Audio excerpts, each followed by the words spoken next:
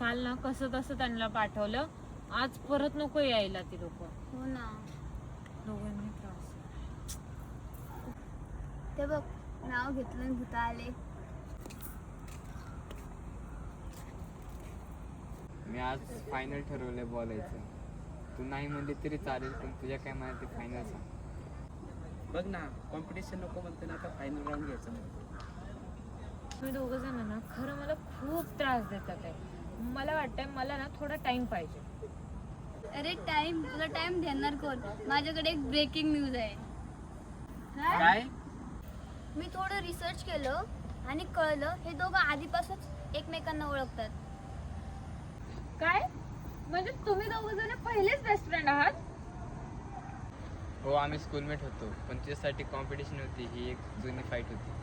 मला एकाच मुलीवर क्रश होतं, पण यावेळी म्हणलं बघू कोण जिंकत. म्हणजे माझी बेस्ट एक्सपेरिमेंट होती का? तुम्हा दोघांचं सायन्स प्रोजेक्ट हू विन्स हर हर्ट म्हणून. तुमचा गेम काय माझ्या इमोशन्सवर होता का? वाह, लव्ह स्टोरी नाही, हा तर ड्रामा शो झाला.